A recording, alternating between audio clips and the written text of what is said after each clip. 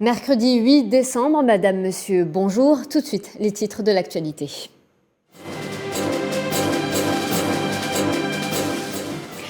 Visite de travail du ministre français des Affaires étrangères Jean-Yves Le Drian à Alger ce mercredi. Il s'agit d'une visite de travail et d'évaluation des relations bilatérales. Il a été reçu par le ministre des Affaires étrangères Ramtan Lamamra.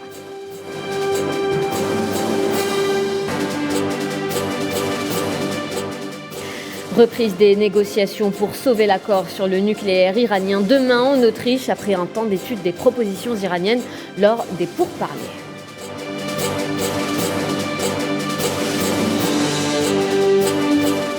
Olaf Scholz, officiellement nouveau chancelier de l'Allemagne. Il a été réélu ce matin par les députés. On en parle dans ce journal.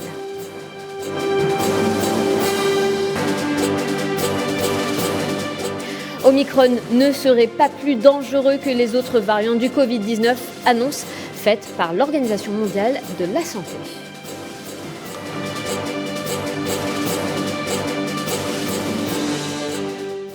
Nous le disions en titre à l'instant, le ministre français des Affaires étrangères, Jean-Yves Le Drian, en visite à Alger ce mercredi. Il s'agit d'une visite de travail et d'évaluation des relations bilatérales.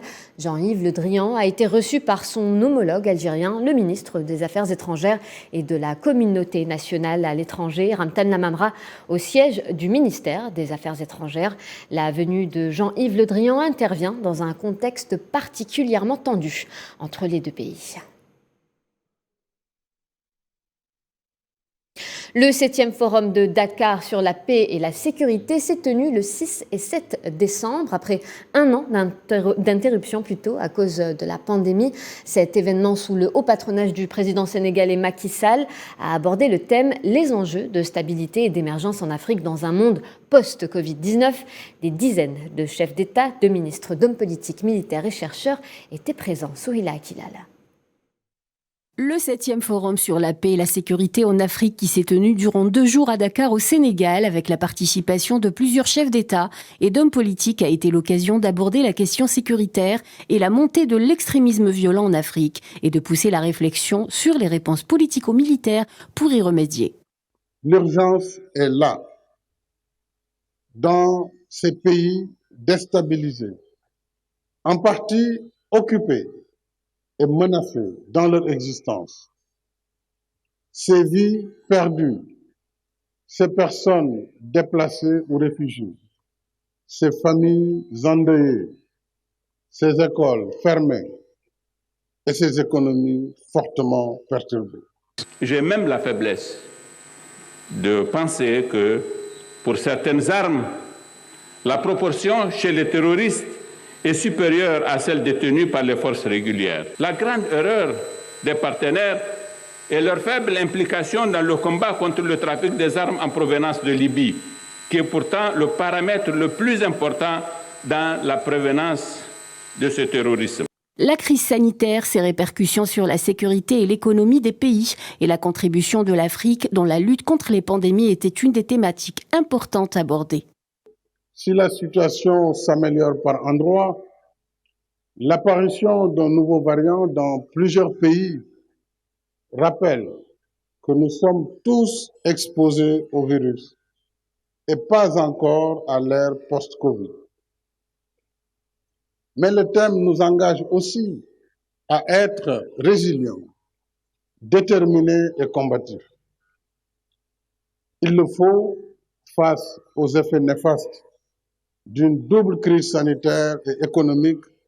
Enjeu crucial du moment, l'impact de la démographie et du changement climatique en Afrique a également été abordé lors du forum de Dakar. Les participants ont abordé les stratégies de lutte contre le réchauffement climatique, principal accélérateur des migrations.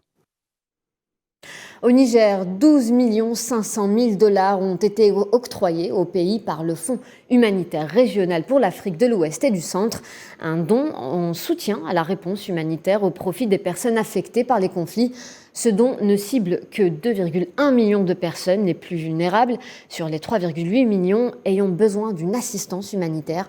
Le Bureau de coordination des actions humanitaires de l'ONU a déploré qu'à la date du 6 décembre courant, seulement 41% des besoins exprimés ont été mobilisés. Au Mali, Oumar Mariko, placé sous mandat de dépôt. Le président du parti Sadi restera en prison jusqu'à son procès. Oumar Mariko et 2 autres personnes ont été accusées d'avoir tenu et diffusé des propos qualifiés d'injurieux contre le Premier ministre Choguel Maïga. Le parquet a fixé au 15 février prochain la comparution d'Oumar Mariko et de ses 2 co-accusés.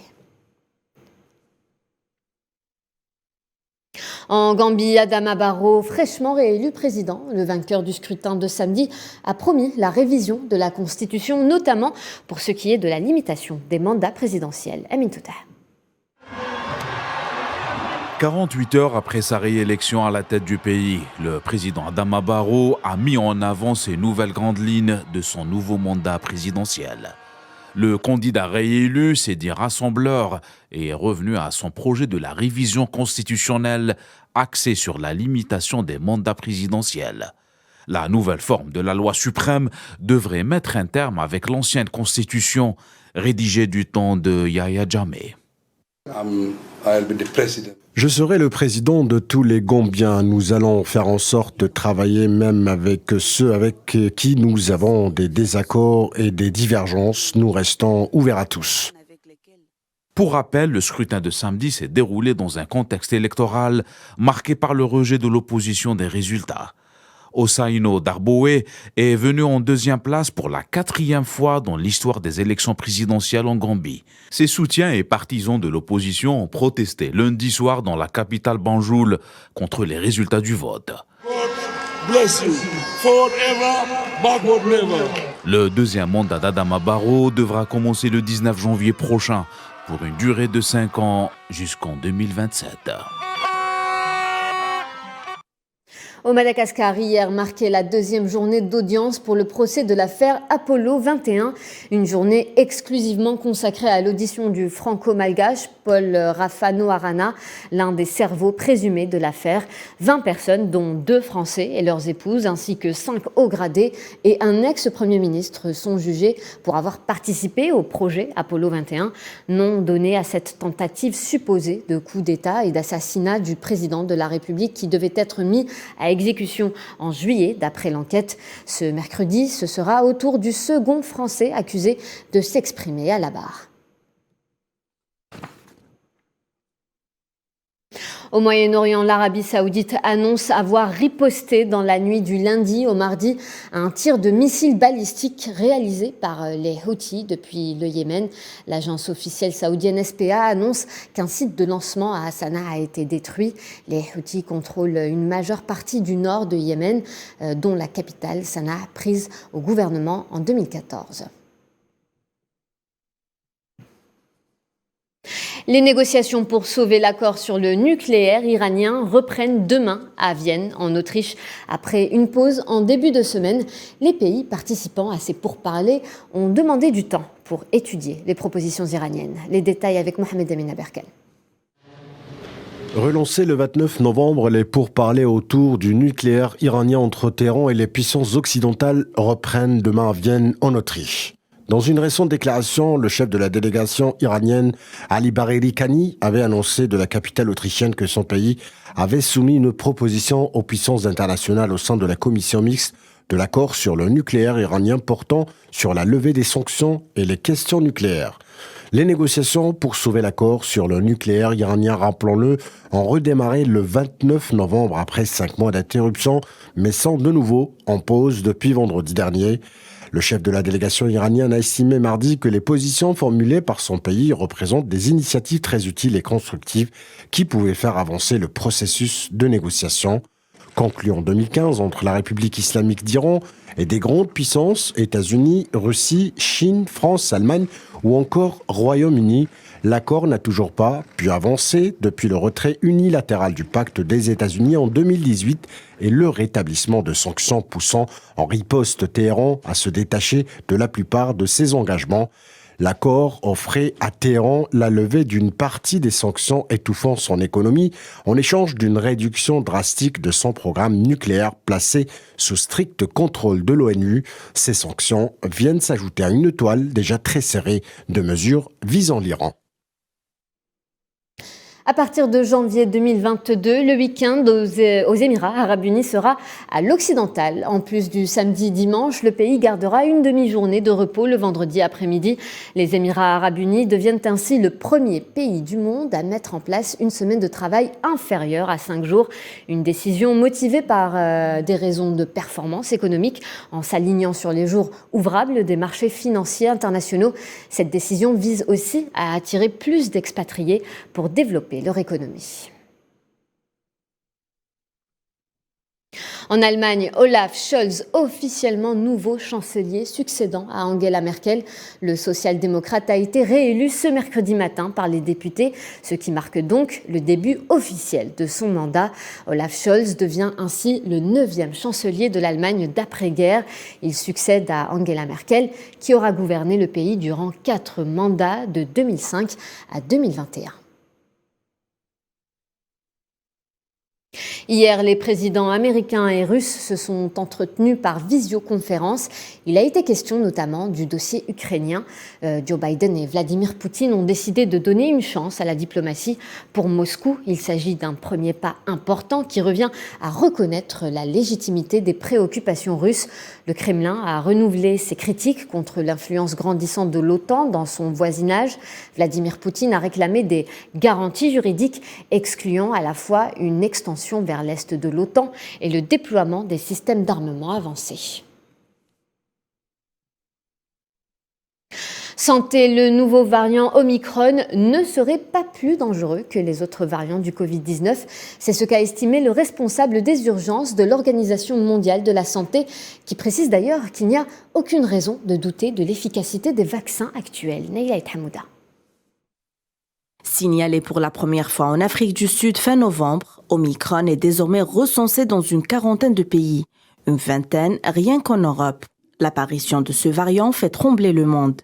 Ces derniers ont décidé de durcir leurs restrictions aux frontières, d'autres n'ont pas hésité à fermer leurs frontières. Mais que savons-nous exactement de ce nouveau variant?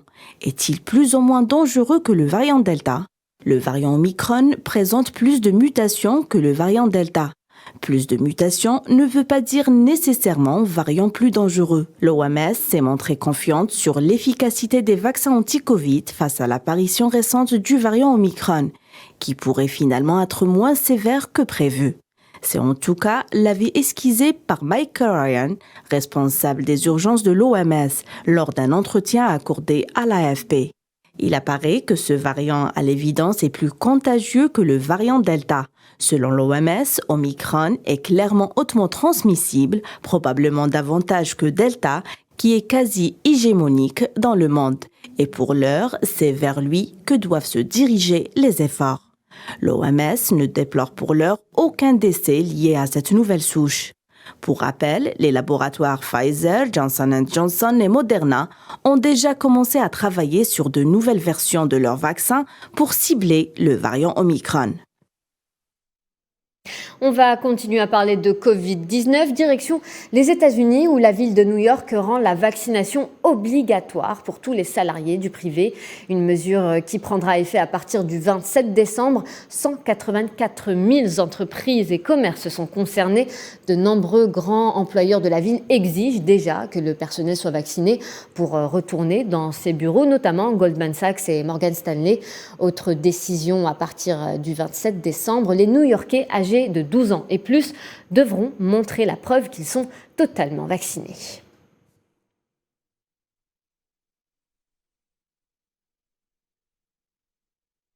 Direction l'Indonésie, 34 personnes sont mortes dans l'éruption du volcan Semeru.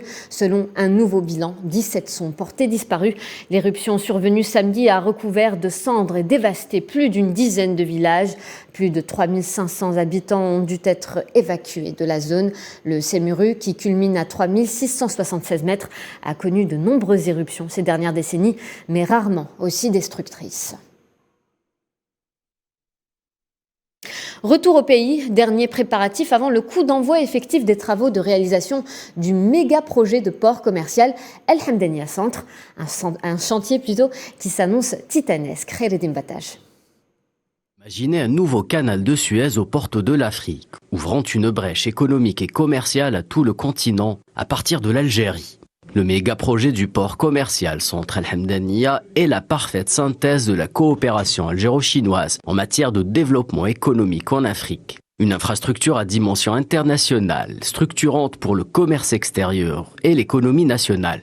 La réalisation de ce nouveau port aussi va certainement mettre en valeur le positionnement géographique de l'Algérie, qui est considéré comme la porte de l'Afrique et qui est considéré aussi comme le centre du monde, pratiquement la liaison entre les continents asiatiques et américains. Financé conjointement par les deux pays via le Fonds national d'investissement et la Exim Bank of China, le projet s'insère pleinement dans la nouvelle vision du commerce international africain, amorcée par la zone de libre-échange ZLECAf. Il va y avoir une intensification des investissements sur le bassin méditerranéen pour densifier des chaînes de valeur entre l'Europe et la Méditerranée et plus largement l'Afrique. Ce qui veut dire que des entreprises qui veulent servir le marché européen vont investir plus largement en Méditerranée et probablement au sud, parce que c'est dans ces pays-là qu'il y a la plus forte compétitivité. C'est une zone qui est assez intégrée commercialement, puisqu'il y a des accords de libre-échange entre la plupart des pays. Cette semaine, une réunion de coordination a eu lieu au niveau de la wilaya de Tipaza afin de passer au peigne fin. Les détails administratifs et techniques avant démarrage effectif des travaux de réalisation. La future infrastructure portuaire sera dotée de 3 terminaux à conteneurs, un terminal à marchandises générales et un quai pour les activités de services portuaires. Les 3 terminaux seront répartis sur une surface globale de 129 hectares. Le nouveau port permettra à l'Algérie de rebattre les cartes du commerce international. Un nouveau port qui se crée dans ce contexte-là, c'est favorisant dans la mesure où on peut trouver à côté de ce port des endroits pour produire ou des endroits de logistique qui peuvent servir et le marché africain et le marché européen. En postulant à la relocalisation d'un certain nombre d'activités industrielles et de services, un atout de taille pour séduire les investisseurs. On va parler sport à présent. Football, après une confrontation enflammée entre l'Algérie et l'Égypte en match de... Au programme des quarts de finale vendredi et samedi. Vendredi, 2 matchs auront lieu. À 16h, la Tunisie sera face à Oman. À 20h, dans un derby du Golfe, le pays hôte, le Qatar, sera opposé aux Émirats arabes unis. Samedi 11 décembre, à 16h, pour une place en demi-finale, l'Égypte défiera la Jordanie. À 20h, le match au sommet et derby maghrébin, celui qui opposera l'Algérie au Maroc. En cas de qualification de l'Algérie en demi-finale, elle sera opposée au vainqueur du match Qatar, Émirats arabes unis. Et avant de se quitter, retour sur l'événement marquant du jour. Nous venons de recevoir les images de la visite du ministre français des Affaires étrangères à Alger. On peut le voir sur ces images. Il a été reçu par le ministre des Affaires étrangères et de la communauté nationale à l'étranger, Ramtan Lamamra. Les 2 hommes se sont dirigés vers le siège du ministère des Affaires étrangères.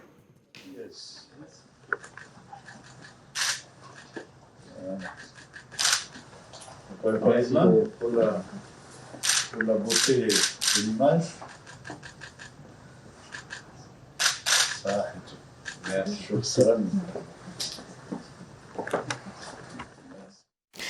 Voilà, c'est la fin de ce journal. Merci de votre attention. Passez une excellente journée sur Al 24 News.